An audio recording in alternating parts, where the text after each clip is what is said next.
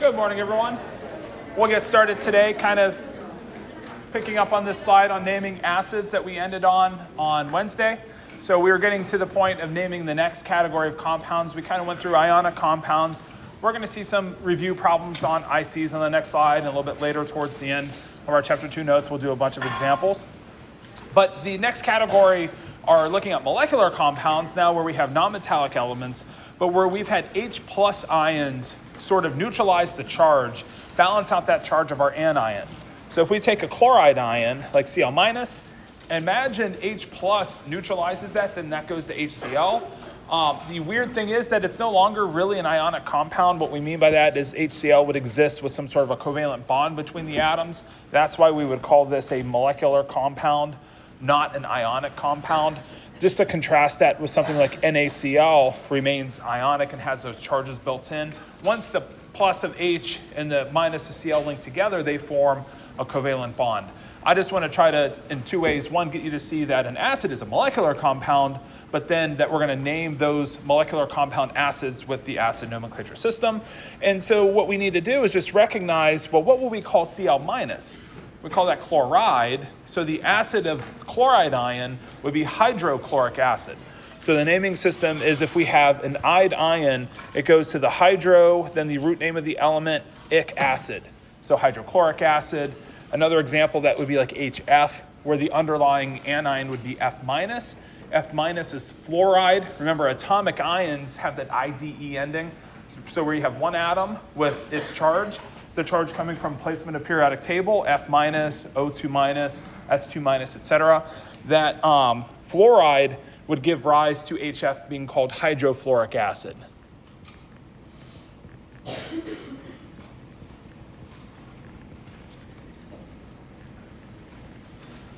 The good news, I'll let you write.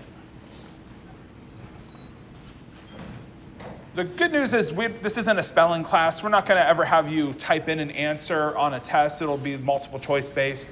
So you won't ever have to type out a name, because sometimes if spelling an element right is tricky. So it's really just making sure you get the hydro out in front, and then "-ic" acid are the key parts of that naming system. But then what if you have an 8 ion? What if you have something like chlorate, perchlorate? If the underlying anion that's been neutralized with H plus ends in ATE, then you would call that just the "-ic" acid without the hydro out in front. And so chloric acid would be HClO3, perchloric acid would be HClO4, because ClO3 minus is chlorate and ClO4 minus is perchlorate. So another issue is, if we have two different molecules, we wouldn't want to call HClO3 and HCl both the same name. They have to have different names because they're different molecules, different acids. And so then this one's chloric acid, and then this one, HCl, is hydrochloric acid. And so another example could be sulfate. So we have to recognize SO4 2 minus is sulfate, but it takes two H pluses because of the 2 minus anion. But we don't need to call it di anything. It's just going to be called sulfuric acid.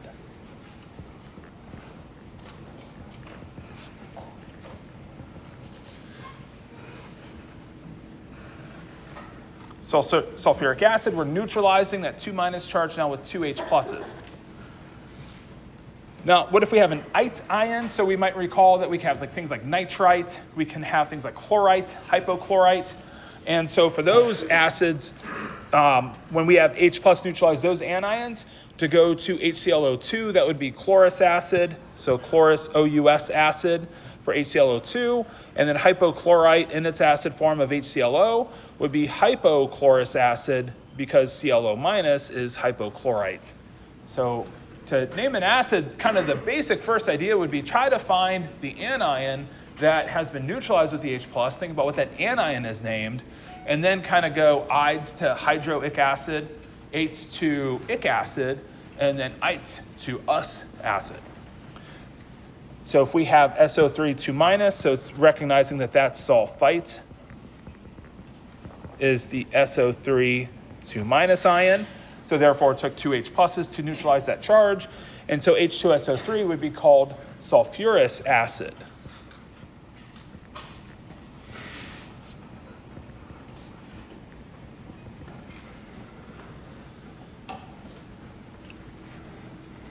Then, of course, we can go name to the formula too. So the left side examples like hydroiodic acid.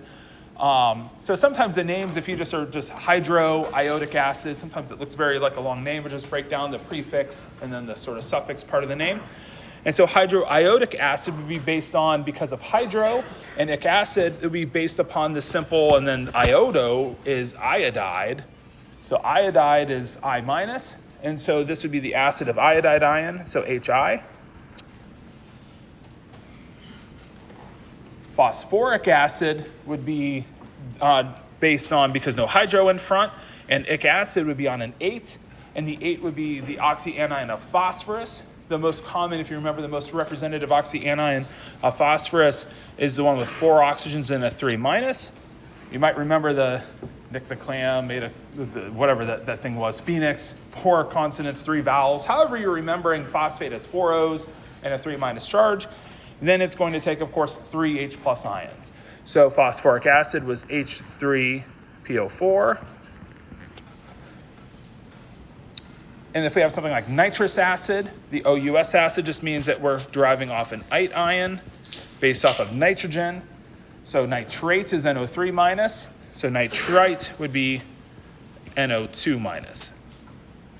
And so remember, when we're changing, like if you go from like hypochlorite to chlorite to chlorate to perchlorate, those are all -1 charged ions. As you're adding and removing O's, you keep the charge the same. So as long as you remember NO3 minus with a minus charge is nitrate, you can very easily remember taking 1 O away, kicks a name to ite. So that's how you can remember the NO2 minus is nitrite.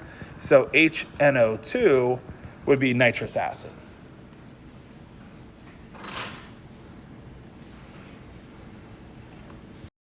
So let's do some review problems of ionic compounds, and then let's jump ahead into some other categories of things we can name too. So if we go back to ionic compounds or metal nonmetals, they're expressed as simple whole number ratios of cations to their anions, just remembering that from last time. We go cation name followed by anion name. And so if we have a name given to us, we can then break down that that's the cation. Iron 3 is the iron 3 plus ion. So the Roman numeral tells us the charge. We do that for most of our transition metals. And the, making sure we see that's an E. Let me rewrite the E here for iron. So Fe3 plus, and then carbonate we have to remember is CO3 with the 2 minus. And so then we have to balance out the charge for a neutral compound. And so obviously not balanced with just one of each of those ions. So if I either do one of these things, put a 3 here and put the 2 over here, cross multiply, that's one way of kind of cross multiplying our coefficients. The other is just making sure to kind of do the accounting for 3, 2 minuses is a 6 minus, 3 plus times 2 is 6 plus, and so that balances out, of course, to 0. So making sure that you have an overall charge neutral compound. And then I also like to make sure that if I'm writing the formula, I don't include the charges in the formula, so I'm just including the subscripts. And then the last thing I need to do, since I have 3 carbonates, is I need to put a parenthesis because I have a polyatomic ion. If I have more than one atom in the ion, like carbonate, nitrate, nitrite, all those guys, I got to put parentheses around them when I have more than one. And so I go Fe2 and then CO3, 3. Now, iron can have more than one charge state. That's why we use this Roman numeral system. Iron can exist. We don't have to know the extent for each ion, what its common ions are. Just know how to go from name to formula, formula to name. So if we give you the formula FeO, the way I break this down is I know what the charge of the oxygen atom is because that's the atomic ion of oxygen. So I just look at the periodic table for O, 2 away from a noble gas count. So this has to be oxygen with the 2 minus charge. And so that kicks iron, of course, to be 2 plus, to balance out to be charge neutral. So I can deduce the charge of iron here to be 2 plus. So therefore, the name of this would be iron 2 oxide. You can flashcard some things. You might have to flashcard like phosphate, sulfate, nitrate, all those guys. I don't know if you necessarily flashcard NO2 minus, or at least if you do, just try to think, well, I know nitrate's NO3 minus, so NO2 minus is nitrite. You don't necessarily have to flashcard iron as being 2 plus or 3 plus. Just know we'll give you a Roman numeral if we give you the name, or if we give you a formula, you can deduce it from the charges of the other ions in the formula. Sodium hypochlorite to a formula So sodium is Na+. That's the only charge possible for an alkali first group element would be a plus. And then hypochlorite is derived again off of, forgot the L, so ClO3-. So if I have chlorine with a 3-, that's the 8. 1 away is the ite. So ClO2- is ClO2- is chlorite. ClO- would be hypochlorite. Got the L again. So ClO-, chlorine, ClO with a minus charge, dropping that O by 2 is the hypochlorite. And so then that balances out just with one of each. So NaClO.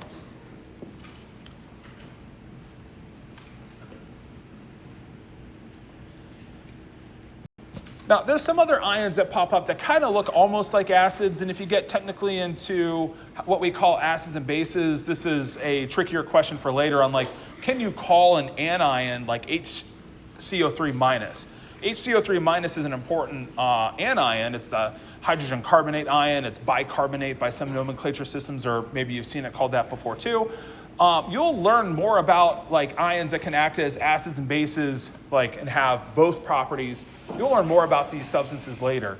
For this chapter, for chapter 2, we're kind of generally trying to categorize a compound as being ionic or molecular. And then if it's molecular, it's charge neutral. We name it as being an acid. So this chapter, in terms of nomenclature, we're trying to like categorize a charge neutral compound that looks like there's some underlying ion that's been neutralized with H+. That's what we name as being an acid. If we then see something that looks like partway onto being an acid but is still ionic, is still going to take the nomenclature of being an ion. And so this happens when, for example, carbonate, 2 H+ goes to H2CO3. We call that carbonic acid because it's charge neutral. Name it in an acid categorical system. Well, what if we only have one of those H+ ions add to the carbonate where we still have a charge? What if we're naming this HCO3- ion? How can we systematically name that where it has a charge? It's not quite fully, taken on the 2 H+ it needs to neutralize its charge fully. Now, this substance, you may look at it and say, you can call it an acid. Like, you can learn later that it can dissociate and lose that H+ ion and be called an acid. But in this nomenclature system, we're just not naming it as being an acid. We're going to name it for still being an ion. So we keep the nomenclature system for that compound still having that negative charge, so therefore it's still an ion. So we're going to still name it like it's an ion. So we're going to keep that carbonate as part of its name. And then to differentiate carbonate from this HCO3- ion, we're going to call it hydrogen carbonate. So we just add the word hydrogen out in front to signify that it's had a hydrogen added onto its formula. So hydrogen carbonate ion is what we call HCO3-. You may have learned or seen this called bicarbonate. That's like a common name, but the systematic name for this would be hydrogen carbonate. And then you can apply this to other ions. It obviously doesn't come up with a minus charged ion. Like if you take nitrate or chlorate, those are just going to neutralize with 1 H+ to an acid with a neutral charge. But anytime you have a 2- or a 3- ion, then you can create these other ions that have had H+ partially neutralize their charge. And so phosphate can have 1 H+ add to it. Notice that the charge dropped by a unit because we've had 1 H+ absorbed into phosphate. So we call that hydrogen phosphate. So that's a hydrogen phosphate ion. If we add a second H+, we still remain with a negative charge. So H2PO4- still an ion. So we then call that dihydrogen phosphate. And then once you get to H3PO4, then that's then fully neutralized, and we name that in the acid system we previously learned about. So that would just be phosphoric acid. So these are just kind of the ions on way to forming those overall neutral acids. You won't see this too often on exams. You might see it on some practice quizzes. You'll see examples, and we'll use some of these compounds in the lab, so I think it's useful to know this nomenclature system. So whenever you see hydrogen in front of an ion you know how to name, it probably indicates that you've partially have neutralized that ion. It's probably a 2- or greater charged ion that's had an H+, or in the case of like phosphate, maybe 2 H+ is absorbed in. Okay, so again, you might see some examples of that, of those hydrogen oxyanions. I just wanted you to see where that nomenclature system comes from. Okay, let's get into some organic molecules. Our organic nomenclature is going to be really, really basic, but I want to learn how to name are simple hydrocarbons. I also want to recognize what a simple hydrocarbon is, like how we can determine for a given number of carbon atoms how many hydrogens should be attached to the carbon for it to be fully saturated with hydrogen. We call those saturated hydrocarbons or alkanes. You may have learned about alkenes and alkynes. We're not going to talk about those here in this chapter. Those would be like unsaturated hydrocarbons. You'll learn how to name those if you take organic chemistry. You may have learned some of those naming systems in high school, but we're just going to limit our nomenclature to simple hydrocarbons, these simple alkanes, and then simple alcohols that are derived off of them. So just simple alcohols of these hydrocarbons. So let's look at the nomenclature system and then also to come up with a hydrogen count starting with 1 carbon. So carbon, if there's anything for OChem that'll set you up, carbon is going to form in stable molecules 4 bonds. And it can do that by making 4 single bonds to hydrogen. It can make 2 double bonds on either side. You may know that's what CO2 does. There's 2 double bonds on either side of carbon and carbon dioxide. It could form a triple bond and a single. Somehow carbon's going to have 4 total bonds. If you ever have on your sheet of paper carbon with like 3 bonds or with 5 bonds and you think that molecule's stable, probably not the right structure. So carbon should have 4 bonds. That's what makes it happy. We'll see later why that makes carbon happy is it kind of minimizes its charge, makes its charge nice and balanced, and then uses its electrons to make the maximum number of bonds it can possibly make. So if you just kind of in the back of your mind say each carbon's going to make 4 bonds, and that's how you can picture, well, methane should have 4 hydrogens attached to it. So methane is just the sort of historical name that compound has taken. If you drop the M and go ethane, that means we then have 2 carbons that are attached together. And so those carbons make 1 of each of their bonds of 4 max that they can make. So then they have 3 bonds left over that they can bond with hydrogen. So a saturated hydrocarbon with 2 carbons would have CH3 on either side of those carbons. So they'll have 3 carbon-hydrogen bonds each. And so if you notice, that just gives each carbon, of course, 1, 2, 3, 4 bonds. And so C2H6 would be the formula of ethane. Now, there's a few ways we can write this formula. We can condense it to C2H6, CH4, obviously, for methane. We can also write CH3 is another way of writing the formula for ethane, because that structurally is kind of telling you that you just have CH3s connected together. And then propane, of course, now 3 carbons.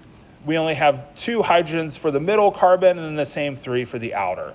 So we can write C3 and then count all the hydrogens. Maybe 6 for the ends plus 2 in the middle, so that's 8.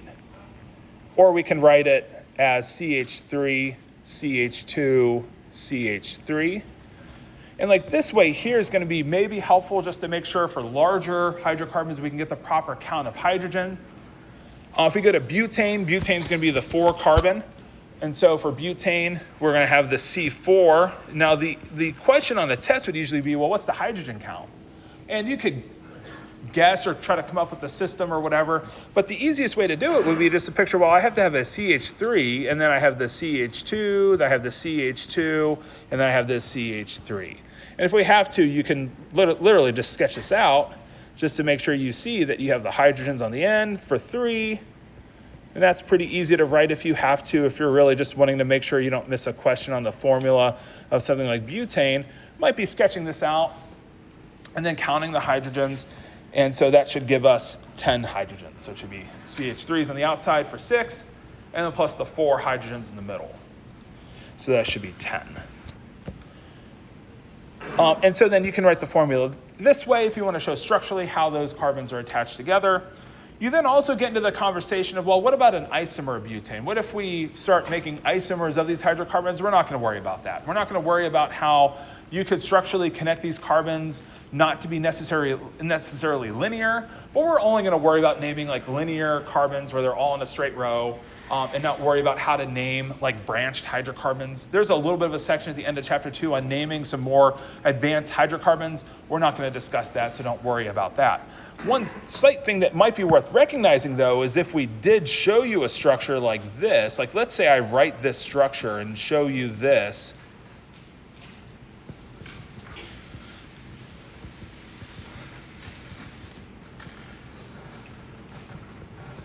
This would be what we mean by like a branched hydrocarbon. So what I did was I kind of took the NCH3, instead of having them all linear, I put the second CH3 group off of the middle carbon. So I now have kind of like a middle carbon that has like 3 CH3s, and then to make the fourth bond, notice that this one here still has 4 bonds. Now, the only thing I want you to recognize is it has the same formula. And if it has the same formula, and it's a different molecule, then it's what we call an isomer. So just know that this would be an isomer of butane. So this guy and this guy over here, that they're isomers of each other. They're different molecules that have the same formula. So they're both C4H10. So I'm just trying to get you to see that they're isomeric, same formula.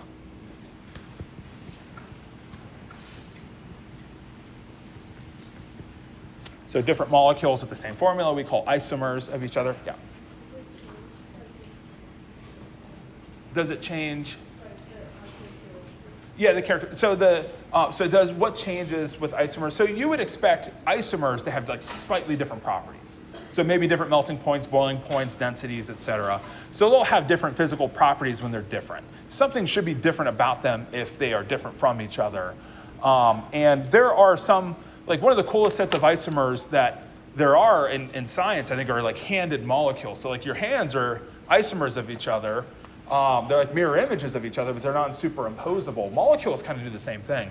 This is like, will wreck your brains when you get to OChem, because your teachers will ask you really hard questions on identifying if a molecule has a hand, like it has a non-superimposable mirror image. It's a really hard problem in organic chemistry to visualize and to see and to comprehend, but molecules can be handed too. And what that means is if certain drugs have a hand, they might have like an enzyme that they fit into that is like the glove that fits that particular version of the molecule. If you take its mirror image, maybe it doesn't fit in. This is, one of the things that makes drugs so expensive is a lot of times it's only the one mirror image of a drug that's the actual useful target. When you have mirror image molecules, their properties are very similar, except maybe only one of them fits into that enzyme pocket. So yeah, isomers should be different from each other, slightly different properties, maybe very different properties, depending on how isomeric or how similar and different they are. So for here, again, what we really want to do is just for methane, ethane, propane, butane so far, be able to just write the CH4, C2H6, C3H8, maybe get the idea that we're saturating with hydrogen.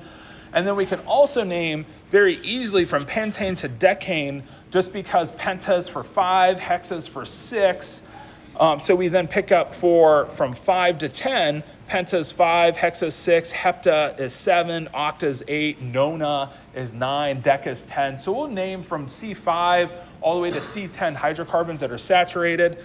And then if you do notice this, that the formula always kind of goes like this. It's always like 2 times the number of carbons plus 2 for the end carbons to get the right hydrogen count. So for example, if I go to C5, the H count, I know it should be like CH2 across, except for the ends are CH3. And so it should be 2 times 5 plus 2, that'll give me 12. So I might remember 2 times the number of carbons plus 2 to add the extra hydrogens for the ends, or I just go back to the picture of CH3 on the end, CH2s in the middle, CH3 on the end, and then I just need 3 CH2s in the middle to count up to 5 total. And so if you notice CH2 groups, there's 2 times 5 CH2s, or 2 times 5 hydrogens, plus the 2 for the CH3s on the end. And so I could count, I could sketch, I could do a lot of things to make sure I get the hydrogen count right. And then if you want to do octane, that would just be the C8 hydrocarbon. And so the H count would be 16 times 2, add 2 to that, so it should be 18. And again, it's as easy if you don't get the 18 right, if you're not sure, if you want to double check. We just have 6 CH2s in the middle. I wrote CH3 in the middle. That's really, so CH2s in the middle, 6 of them. So 6 times 2 is 12, plus 3 gives me that 18. So test questions on this are usually just like, what's the formula of heptane? C7H and B16. So making sure you get that hydrogen count right. Now, the alcohols of these hydrocarbons then are relatively simple to name too. We just replace a hydrogen with the hydroxyl group, that OH group, and then we get the alcohol of methane. The alcohol of methane is methanol, so we just change the ending to OL to indicate we have an alcohol. And if we take the alcohol of ethanol, we replace any one of those hydrogens. We're just replacing the simple alcohol, just has one of these OH groups. Then we call that the ethanol for the alcohol of ethane. Now, if you put a second OH group on, that's what you call a diol. You learn how to name diols in OChem. If you put the two hydroxyl groups on different carbons, that's ethylene glycol. You don't need to know how to name that. But if you take a second hydroxyl group, that's like a common ingredient in antifreeze in your car. So ethylene glycol is where you have that second OH group. So you are allowed to put a second OH group onto a molecule and name it. Just by our system of nomenclature, though, we're not going to teach you how to name those yet. So we're just learning how to name simple alcohols, one hydroxyl group onto one molecule. And so if we then take the propane, replace one of the alcohols, I actually just want you to know that that's propanol. I don't care anything about that number out in front just yet. The number out in front, you'll learn a lot about that in OChem. One propanol, the next slide will show you the difference between two propanol. Like we might recognize that we have a choice to make once we get to propane. If we put it on the first or the second carbon, you may even say the third carbon. But I'm not going to worry about numbering those carbons and naming the differences of those names. I just want to recognize that the formula of propanol should be that of propane with one H taken away. So if I take C3H8, I take one of the hydrogens away, go to 7, and replace with the hydroxyl group. So I just want us to know that C3H7OH would be propanol. And it might be useful to know you can put the hydroxyl group on your choice of carbon and get different molecules, possibly depending on which carbon you put the hydroxyl on, but we're not going to worry about naming those isomers in this case here. I just want us to be able to say what's the formula of hexane versus hexanol. So hexane would be the C6 hydrocarbon. The hydrogen count should be, again, if we're not sure, CH3, CH2 for 4, CH3 to give us 6 carbons.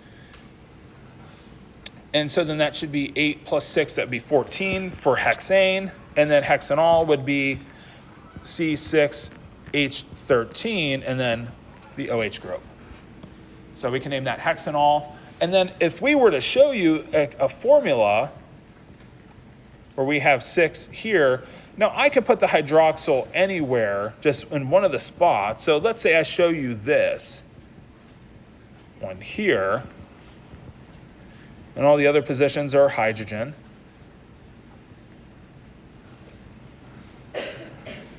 Like, and I say, what's the name of this? And I would just want you to say hexanol.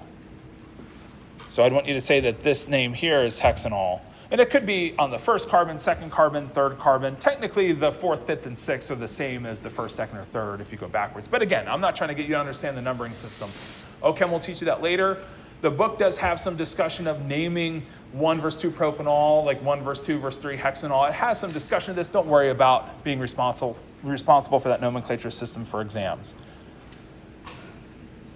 Slide will kind of show us a picture. And there's another detail too that's worth pointing out, is that the hydrocarbons really aren't flat and linear like I'm drawing. Like, they really have some three-dimensional shape to them. I'm not trying to get you to understand three-dimensional shape yet either.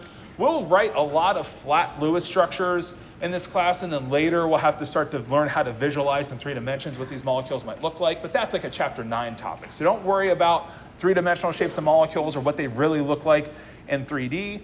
But for this slide here, we're trying to compare and look at 1 propanol versus 2 propanol. And really the only thing I want you to walk away with is that those are isomers of each other. So these two here are just like the example with butane. These are isomeric. They would have slightly different properties, like their boiling points are slightly different from each other. So not exactly the same physical properties, but slightly different because they are pretty similar looking, but not exactly the same.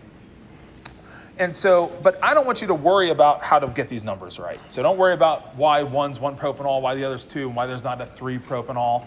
Don't worry about that. You'll learn that system in OChem. So we're not testing on that numbering system.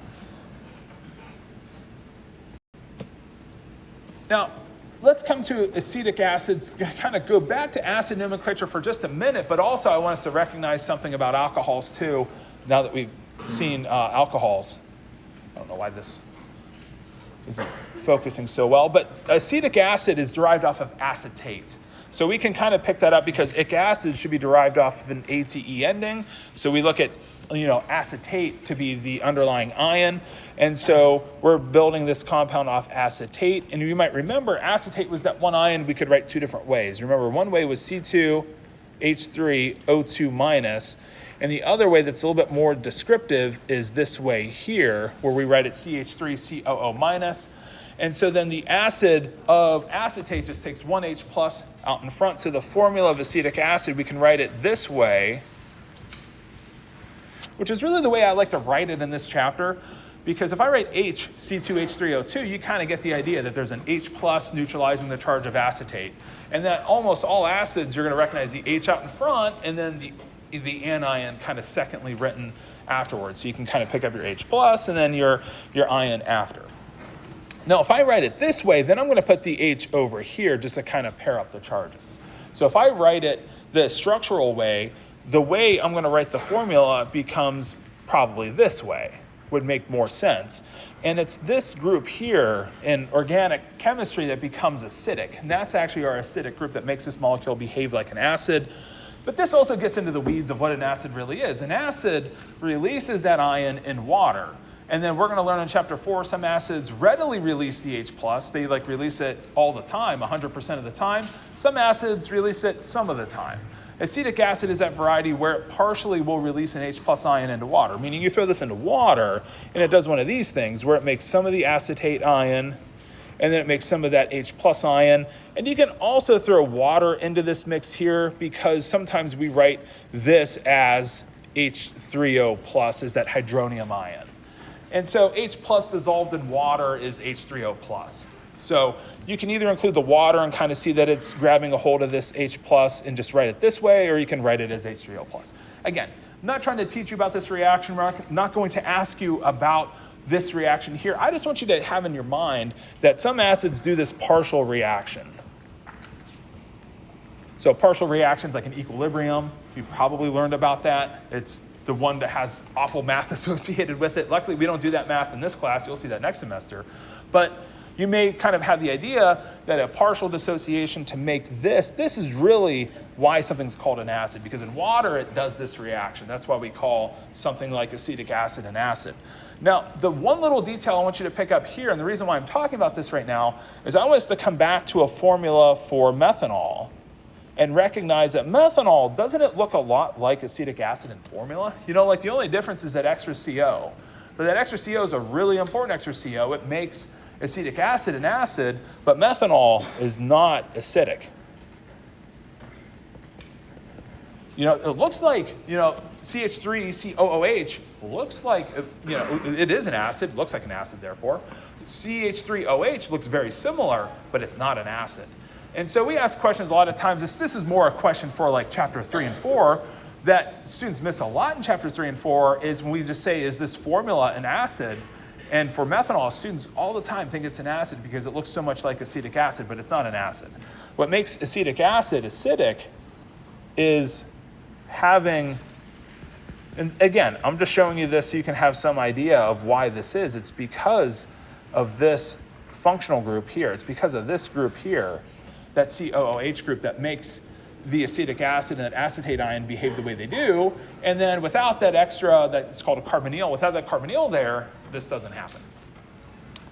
Okay, now you can understand that other carboxylic acids are acidic. So if I were to write something like this,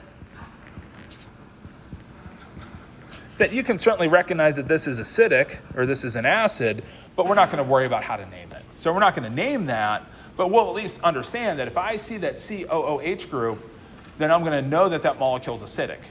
Like citric acid has 3 of those COOH groups. We'll point that out in chapter 4 later. But you'll recognize and see that COOH group a lot. That's that carboxylic acid group. And so we can recognize it's an acid, but we're not going to worry about how to name it. Okay. So I just wanted us to sort of start visualizing things and characterizing properties. Like this chapter 2, it's really just about the nomenclature, but it's really about a little bit more. It's about sort of having some of these predictive capabilities, starting to categorize molecules, starting to understand what those categories might mean. So when we get into those concepts later, hopefully we can build from them and learn more later. So there's one last system that we need to talk about, and it's probably actually the simplest nomenclature system of all the systems we have to name, but it doesn't make sense to name this group first because it kind of is all-encompassing of the things left over that exist that are worth naming because they're important examples. They're things that we're going to see maybe work with in the lab, but then they don't fit into the system of naming. They're not ionic. They're not going to be compounds that are acids. They're not compounds that are hydrocarbons or alcohols of those hydrocarbons. So everything that's left over at this point would be binary molecular compounds. So binary molecular compounds, I think we had named that before or indicated what that means. It's just where you have two elements present, but in any quantity. So I can have any quantity of the two elements, but just two elements possible. Now, let's also then recognize that some things we've learned how to name before, like CH4 is technically a binary molecular compound, but it's better put into that alkane category. So we're not going to name CH4 in this group. It already had a system and a category to be named into. So this is kind of the binary things that are left over that we hadn't found a category already to name them. And then if I look at something like TiO2, then I don't name TiO2 in this system because it's an ionic compound. So that's ionic. So I don't name it in this binary molecular compound system. And so molecular compounds, again, non-metallic elements. So the elements in the formula should both be non-metals to be in this category. And the way we're going to name this system is we're going to name, usually the lesser electronegative element or the more left element is named first, but this system is usually very easy. If we give you the formula, you name the first element written first. If we give you the name, you would write that first named element first. So from name to formula, formula to name, the identity of the first element is usually easy to spot. If you're trying to figure out why do we go N2O5, not O5N2, it's just usually we're going from left to right for most of the case for this category. But then the second element takes the "ide" ending. So we're going to end in IDE. Now this probably makes sense because like CO2, carbon dioxide, we already know how to name some molecules in the system. So if we look at CO2, we know that's carbon and then dioxide. So that IDE ending. So then we then use common prefixes to indicate the quantity of each element in the formula, except we just don't use mono for the first element. So let's remember that we already knew how to name CO. Like most of you guys, I think, had seen CO in examples before. And we know that CO is carbon and then monoxide. So carbon monoxide. Now, this system here, again, if we had a spelling version of this test, you could be caught up. Do you call it monooxide or monoxide? We're going to blend most of our vowels together. But again, not a spelling class. Don't worry about the difference between monooxide versus monoxide. We would only give you the one choice. We're not going to get really technical on how do you combine vowels here so that the name sounds better. But carbon monoxide is the true systematic name by the system. It's the right name. So we don't put mono first for the first element, but we do use mono for the second element. So how do we name a few things here? So carbon, because there's one, and then tetrachloride.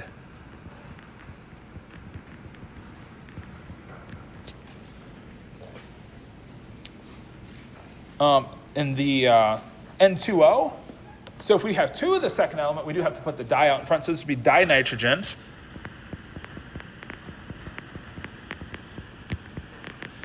And then monoxide.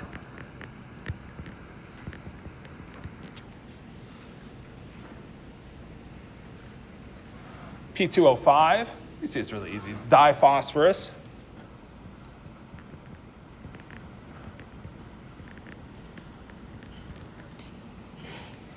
And then pentaoxide or pentoxide.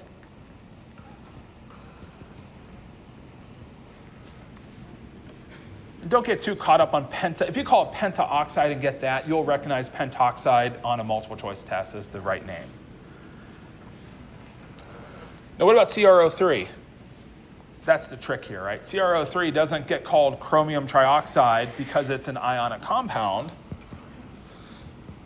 So we got to name that as its nomenclature system using the IC system. So chromium there, what's its charge? Oxygen's ordinary -2 charge. It's the oxide ion. There's 3 of them. That's a -6. So that means it's a chromium +6. So that's a chromium 6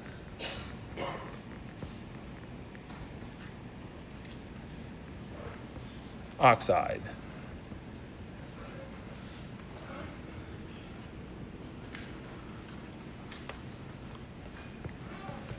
I don't know, like I've never even put this up before, but I just assume everyone knows this. But you know, if you haven't seen Roman numerals in a while or whatever, but V is 5, so 6 is 1 after 5, and then 1 before the 5 is 4. I think you guys probably get that, but just to be clear on that system there. All right, let's try to do a few more examples and then talk a little bit about midterm, maybe get into a couple of review problems. But again, I don't know why the focus is so peculiar here. It takes it a second to zoom in. But sodium hypochlorite is what that's supposed to say. We already named that earlier today. That's NaClO. So we previously named that today. Iron 3 acetate. Now again, we can write acetate. I think this way makes a little bit more sense. So C2H3O2 with a minus charge. Iron is the 3 plus. So that's going to be FeC2H3O2 3.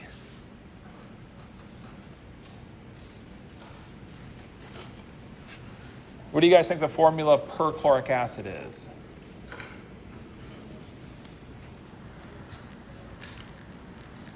So it should be the ClO4, so it's HClO4. Nitrate is O3 minus, so nitric acid is HNO3.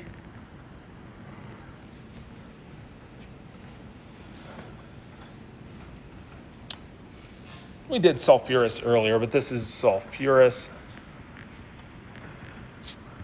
OUS acid.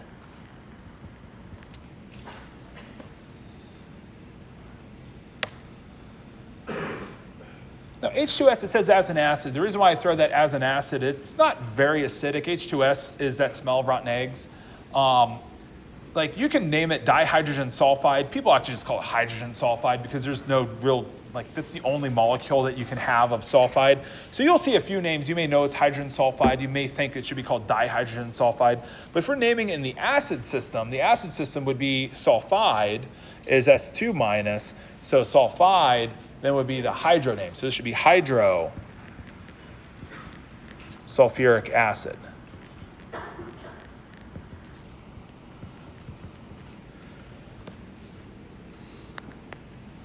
So if I give you a name, the acids are easy because all the acids end in acid, and they also tell you the thing is an acid, or at least it's a charge neutral molecule that we understand or write as being an acid. So it's just the acid of sulfide ion. N2O4, dinitrogen, tetraoxide. I'm not going to bother even writing that. I'm just going to move on from that. Hexane, we already did that earlier today, C6H14. Let's just do decanol and end on that in terms of something we'll write down because that's decane. C10, the H count of decane would be, if we had the hydrocarbon decane would be 22. Again, CH3, CH2, CH3. So we have 8 of these in the middle. So that's 16 here, plus 3 is 22. So we kick one of those off to go to 21. And then replace with the hydroxyl group. We would never actually even say, like, if I said C10H22O, what is that? That's a, like, we would always be very descriptive when we write an alcohol of showing you that OH group, so you can spot an alcohol very easy. But let's move on from there. So let's take our attendance quiz here. It's going to be blurry for a second or two. If you need to go direct to Carmen, it's just Carmen. It should pop up in your calendar. It's probably too blurry to even work right now.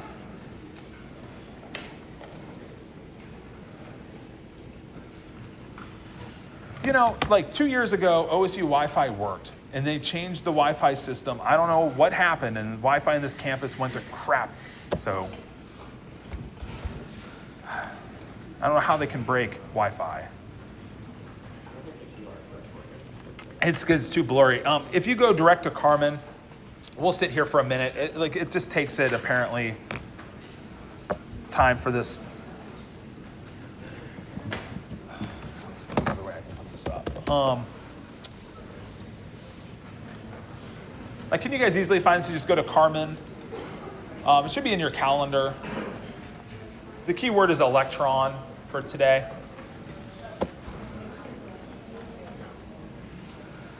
This is not working.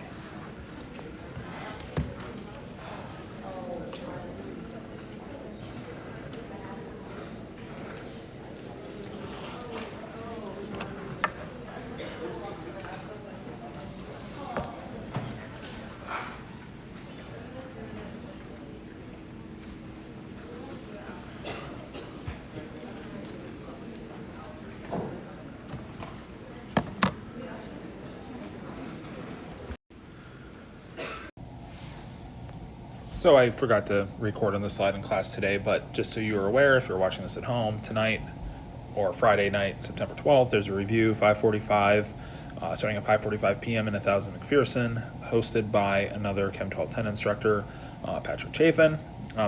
There's an announcement from me yesterday that you can check out for more info. If you haven't seen the announcement, just go to Carmen, look for announcements.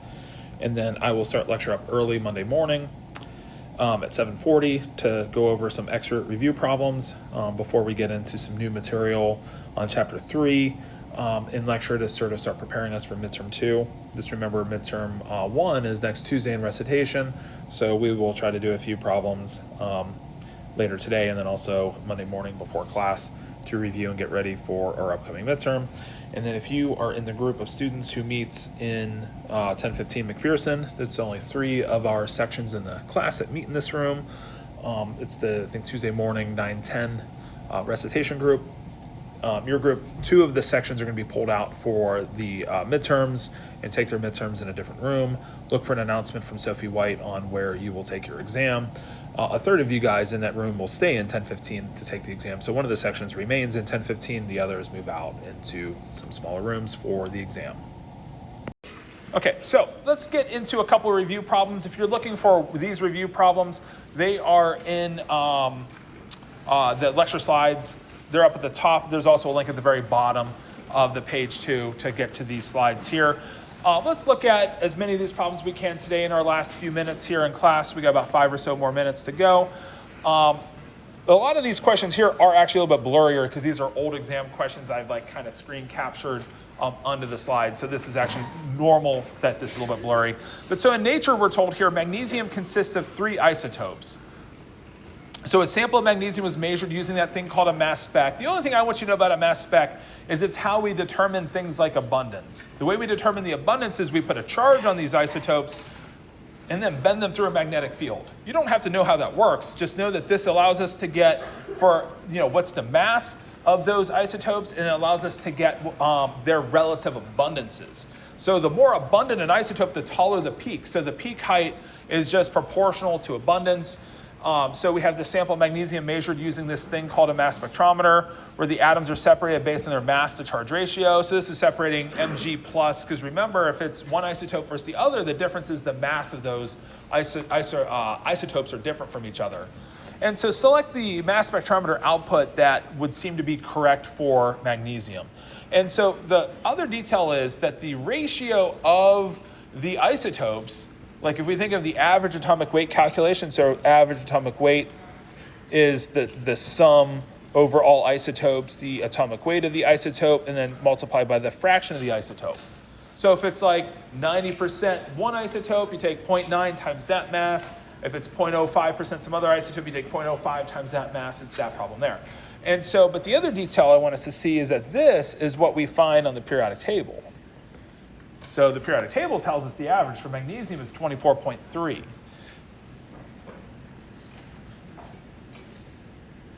So PT means periodic table. So periodic table, we inspect the periodic table, see on average, the average atomic weight of magnesium should be about 24.3. Now that helps us rule out 2 because the average of 2 would be 25. Because the average of 2 is showing us a little bit lower than 25, a little bit of abundance, maybe about half of the 25 at 24, a little bit the same, but above. The average here would be 25.0. So that's not the average atomic weight of magnesium. So we get the wrong atomic weight from box 2. We have the same problem in box 4. The average here would be 25 as well. So that averages out to 25. The average atomic weight, if box 4 were correct for magnesium, would be about 25.0. That's not the proper weight. The other thing is that the isotopes would be some like 24 magnesium, 25 magnesium, 26 magnesium. It's not going to be exactly 24 AMU, 25 AMU, 26 AMU, but it's going to be relatively close to a whole number of AMUs. So the mass numbers of a given isotope should be relatively close to a whole number, but it'll just be some fraction of that. So that's going to make box 3 incorrect. And you notice box 3 is incorrect because these peaks are like showing you that the individual isotopic masses are now in between like mass units when they should be really close to a whole number of mass units. So that's what makes box 3 incorrect. And so what makes box 1 correct is it's mostly magnesium 24 and a little bit of 25 and 26 that push the average a little bit higher than 24, but not much higher than 24. So this is the one that works out to have an average that would be about 24.3-ish. That makes sense, and it's like a reasonable average atomic weight we would get out for box 1. So complicated question, but just getting at the sort of ideas of average atomic weight, how we calculate it, that the individual isotopic masses should be close to a whole number value, just not dead on. Let's look at the math version of this question. So a math version of this question is like this one here that says copper has 2 natural occurring isotopes, with the predominant one being copper 63. We're given the weight of copper 63. It's close to 63 AMU, 62.92. With an abundance of 69.15, what's the mass of the other isotope? What's the mass of its other natural occurring isotope? Well, what I could know is for copper on average, it's 63.546. That's what I get as the average atomic weight from the periodic table.